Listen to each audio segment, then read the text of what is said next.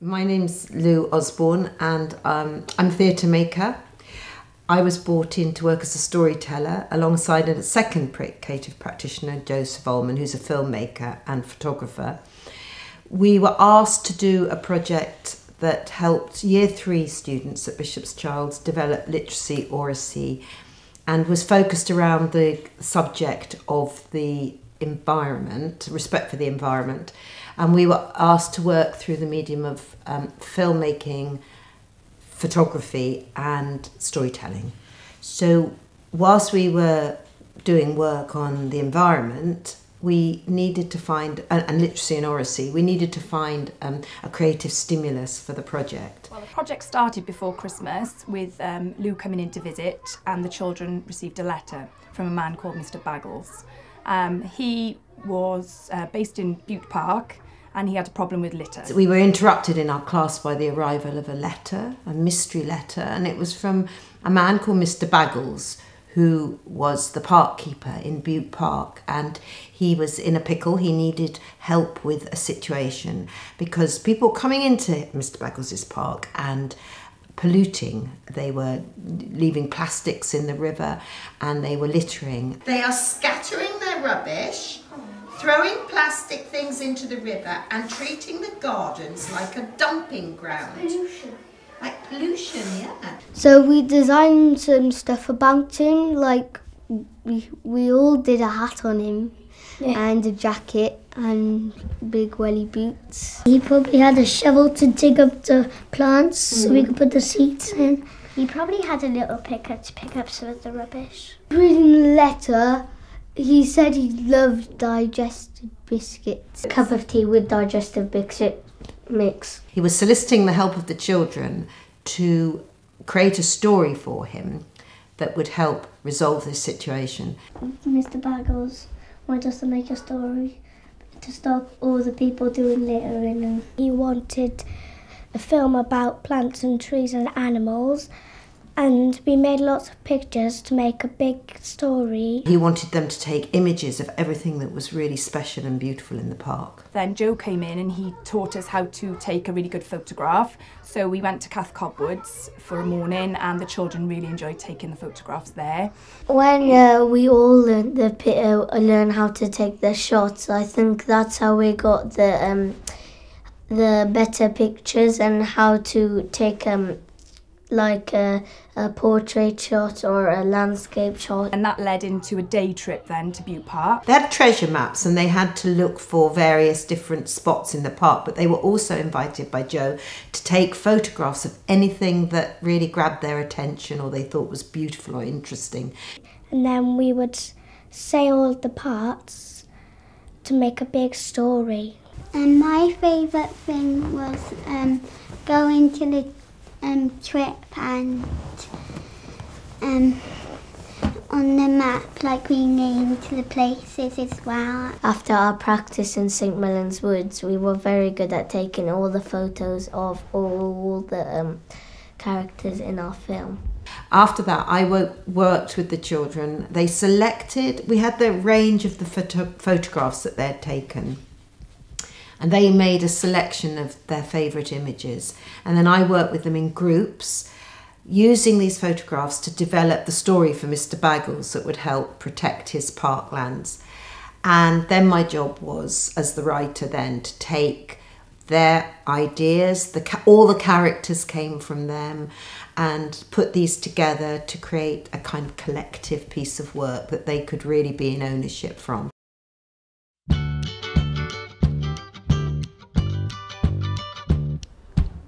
I've got a story to tell you. It was the summer holidays. Rosie, Meg and her brother Billy were going to stay with a nanny plant. They were about to set off on a big adventure. Their mum said goodbye to them at the railway station. Mum, when's the train coming? Oh, it won't be long now, 2 more minutes. I'm really excited to see Nanny Plant. Oh, she can't wait to see you. Did you pack your toothbrush? Yes. Did you? Yeah. Good. Well, why can't I take my iPad? No, Nanny Plant doesn't like iPads. You've got to be really helpful, okay? And you've got to look after your brother and be a really good girl. Promise? Yeah. Oh, look! The train's coming. Come on. Right, now Nanny Plant is going to be at the station, so when you get off the train, she'll be there to get you, okay? Have a lovely time, be good. Bye. Bye. Bye. Bye. On the first day of the holiday, Billy and Rosie Meg helped Nanny Plant with some jobs around the house. Yeah? Why are you helping me, Tidy? Because I'm reading a book and I don't want to do any jobs. You're a cheeky madam, you are. Now you help your brother. You pick up these books for me. Come on. Oh. Billy's doing a great job there and you're just sitting there reading. I can't wait to go outside and get some fresh air. Me too, but we need to get this job done. Yeah, I suppose so. Then they packed up some sandwiches And set off for a walk in a huge park with beautiful gardens and forests. Now Nanny Plant has a dog called Penny. She was a very naughty dog, but she loved to go for a big walk. In the garden was a cafe. Nanny Plant was so tired that she sat down to have a chocolate muffin and a cup of tea while the children went off exploring with Penny. Nanny, can we go and explore the forest, please? Well, you can, but you don't go far into the woods and you be sensible. I'm just going to finish my chocolate muffin because I'm tired. So you be good, no talking to strangers, and put any litter you got in the bin, isn't it? Right? And you look after Penny. You going to take Penny with you? Yeah. Right, you be good, Penny. Off you go. She runs off. Oh, look, she's running off. Hurry up. Get her. But Penny had already run off into the forest with the children chasing after her. They ran and ran deep into the forest until they suddenly heard a strange sound.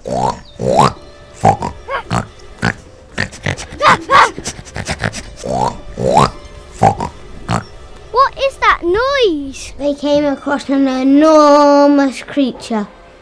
It was a giant hog with eyes like stained glass windows and big shiny tusks. It was grunting and grumbling. My name is Kumba, said the hog. and I am not very happy. Will you help me? Kumba told Rosie, Meg and Billy something terrible was happening. Right at the center of the forest stands the beautiful candy fire tree. This tree is very special. She keeps the forest in good health and gives everyone good hearts. But people are coming into our forest to do terrible damage. They have broken her branches and set her on fire. And my friend, the giant eel, tells me in the water is not any better. People are chucking rubbish into the river and the fish are choking on the plastic and dying. Billy began to cry. He was very upset about the poor fish in the burning tree. What's the matter, Billy?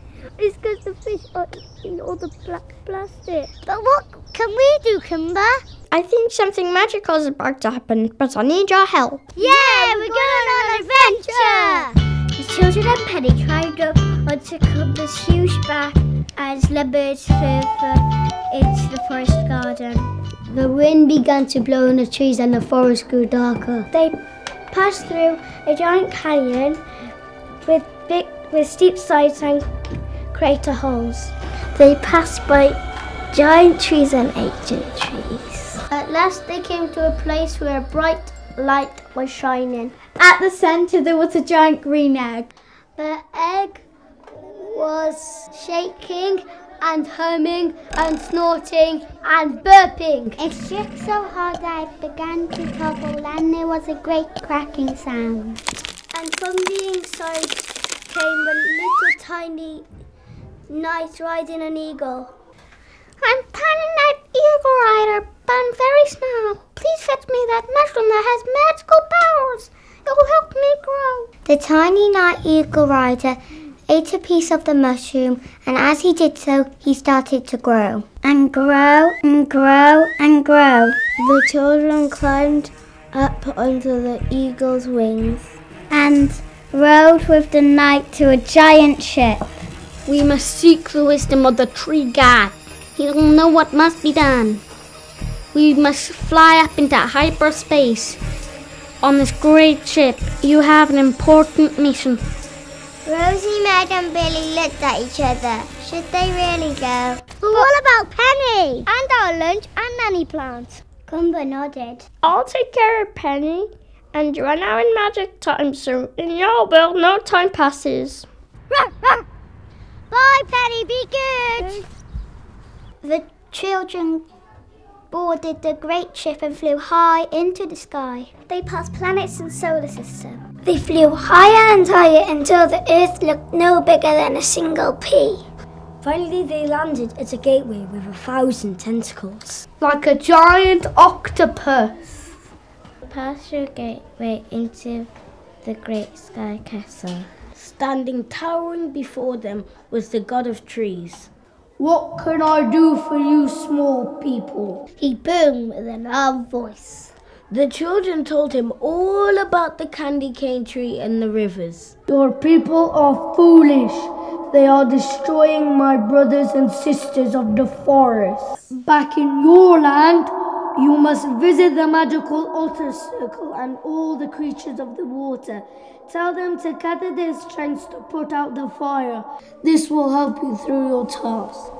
The great tree god knelt down and gave the children some huge paper scrolls. A pen made out of a giant feather. The children took flight back down to Earth where Kumba and Penny were waiting. Kumba led the children to the otter circle. No tiny told the otter gathered his friends from the water. Together they filled their gills leaping higher into the air. They sprayed the great fire at the candy cane tree with water until it was all put out. Immediately the beautiful tree began to shine again. Branches began to appear with leaves. She shimmered and sang with delight. Billy looked at the great scroll and the quill pen. What are we supposed to do with these? Write messages. But what type of messages? To tell people to stop littering. Yeah, what sentences could we write for them? Stop littering and stop chucking rubbish in the river. Stop breaking branches off trees. What about this one? Stop littering and be green. Oh, I got one. Don't put litter on the floor. And one more, maybe. You know. Stop throwing litter on the ground and in rivers, and don't wreck the world. Rosie, Meg and Billy started writing big messages and tied them to the trees. The trees started shouting out loud, so that everyone had to listen. Stop wrecking our beautiful wildlife! Stop wasting things! Stop taking your rubbish! Start taking more care of our precious world!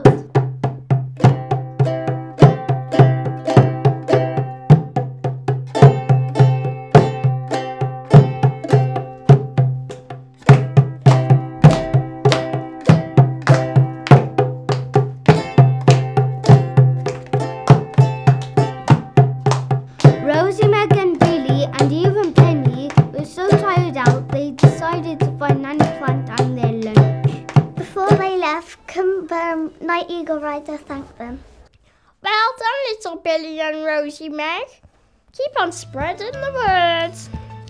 Rosie, Meg and Billy found Nanny Plant in the cafe just as she was finishing her chocolate muffin. Hello. Oh, what are you two doing back here already? You've only been gone a few minutes. I've hardly finished my muffin. Rosie Meg looked at Billy, who smiled. I'm ready for my sandwiches. Me too. And Penny just barked.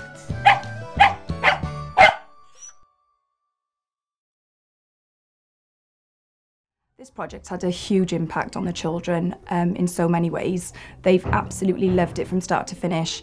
Their literacy and oracy skills have improved so much, and that was something that I really wanted to get from the children in this project. They were quite shy speaking out loud before, but now they just love being in front of the camera and nothing holds them back. They're working well together. They've got a lot more patience with each other now, and that's a massive thing.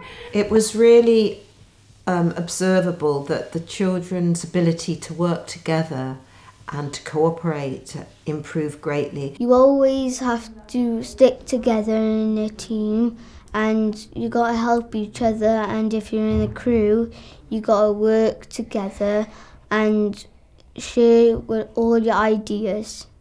When we first started working with the children, there was some very quiet and shy children, and I think they began to find a voice and to grow in confidence. Watching some of the children, the way they want to be behind the camera, they want to do the clapperboards, they want to hold the microphone, they just want to be involved, and I wouldn't be able to give them those experiences in the classroom, and you can just see the love for it already. So, you know, even if only 2 of them say, well, one day I want to be, that would just be wonderful. When I'm 9 years old, I'm going to be doing YouTube and telling people about like litter and stop dumping rubbish and look after stuff even more care.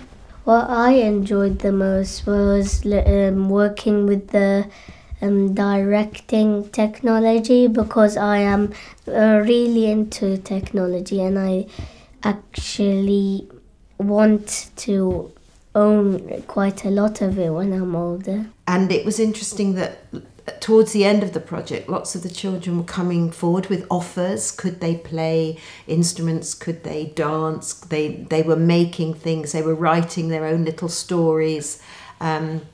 So I think their level of engagement was very high. At home I'm making like a story called The Forest Adventure, and I'm doing the characters called Billy and Rosie Man. I think, you know, when you want the children to write, I think it's so important that they just have all these experiences around them every day. And I mean, they don't go to the park every day and look at things and take photographs of things, so they need a stimulus when they're writing. So to go out and actually have that stimulus has just made all their writing and everything so much better. I think the power of this way of working is that the children have a kind of imperative to learn, because they are so excited about being on this sort of mission, this quest. They love to play and they love unwrapping and solving mysteries. So I think it really encourages an investigative, resolving kind of energy. In the class we really don't like draw and do stuff like this and be creative. We normally do painting a little bit and just work.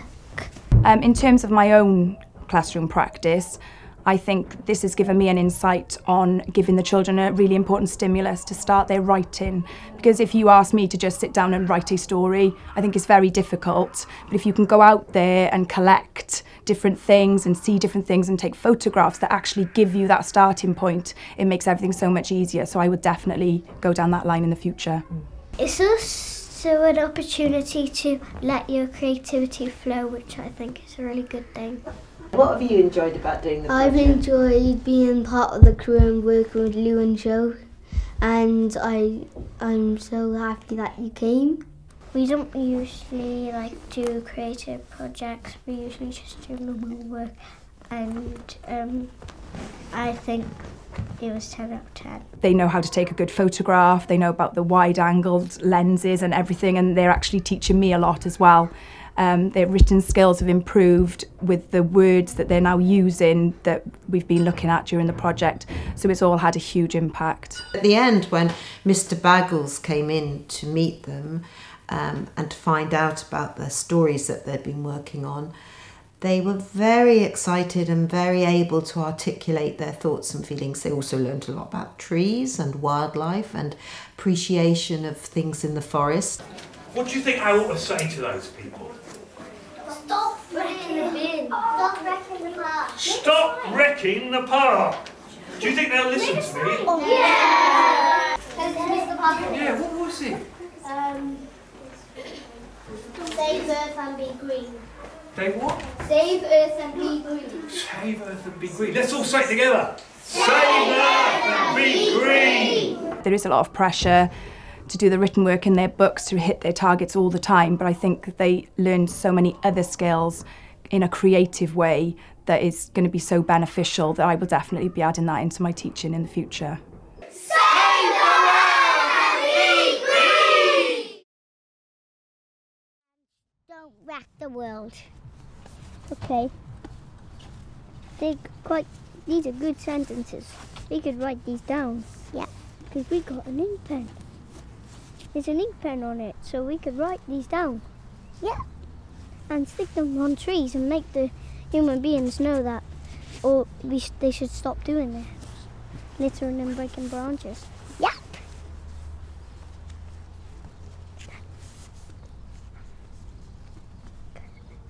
We're done.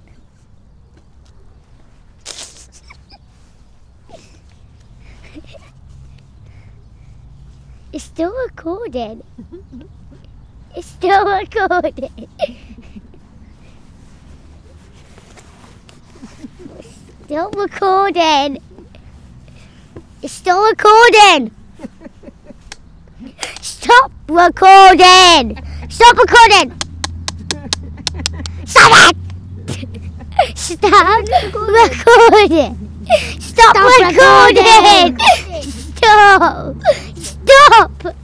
Stop recording.